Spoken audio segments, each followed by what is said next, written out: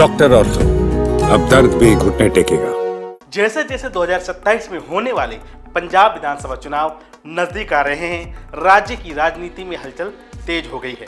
खासकर भारतीय जनता पार्टी के भीतर अब आंतरिक मतभेद खुलकर सामने आने लगे हैं।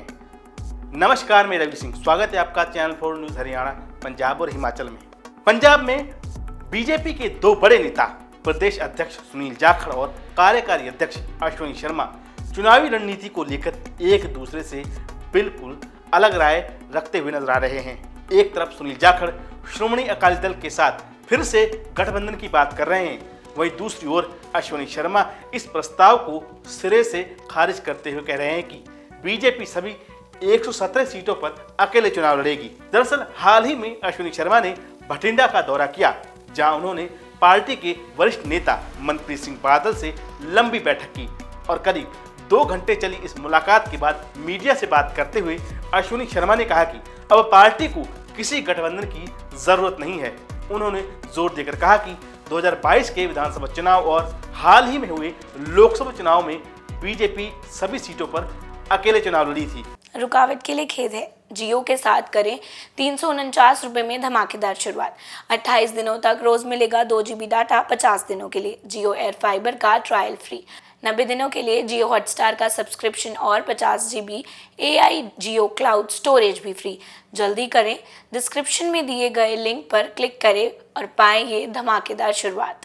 और अब आगे भी पार्टी कार्यकर्ताओं में जोश भरकर और संगठन को एकजुट कर पूरे राज्य में कमल खिलाने का प्रयास किया जाएगा।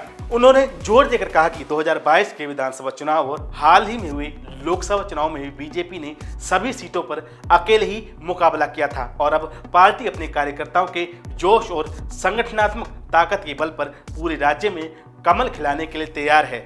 जब पत्रकारों ने उनसे सुनील जाखड़ और अन्य नेताओं के गठबंधन वाले बयानों पर सवाल किया तो अश्विनी शर्मा ने 85 और 15 वाले पुराने समझौते की बात छेड़ दी। उन्होंने कहा कि हाँ, हम कभी अकाली दल के साथ गठबंधन में थे, लेकिन वो एक अलग वक्त था और परिस्थितियों की मजबूरियां थी।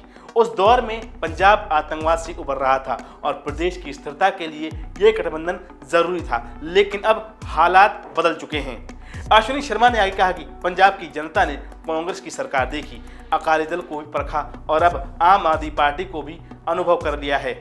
उन्होंने आरोप लगाया कि आम आदमी पार्टी की सरकार जनता की अपेक्षाओं पर खरा उतरने में पूरी तरह से असफल रही है और अब लोग बदलाव की ओर देख रहे हैं। उन्होंने दावा किया कि अब बीजेपी ही राज्य की जनता के सामने एकमात्र मजबूत विकल्प के रूप में उभर रही है।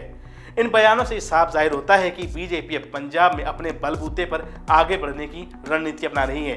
पार्टी अब पुराने सहयोगियों पर निर्भर रहने के बजाय अपने संगठन को गांव-गांव और बूथ स्तर तक मजबूत करने की दिशा में काम कर रही है। लेकिन इसके साथ ही ये भी साफ है कि पार्टी के भीतर गठबंधन को लेकर राय बटी हुई है।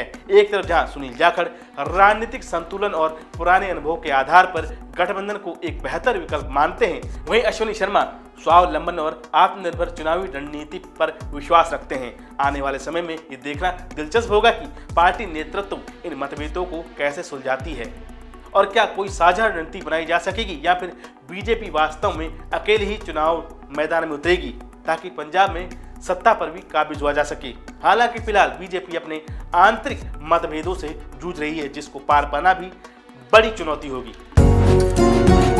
डॉक्टर ऑर्थो, अब दर्द भी घुटने टेकेगा।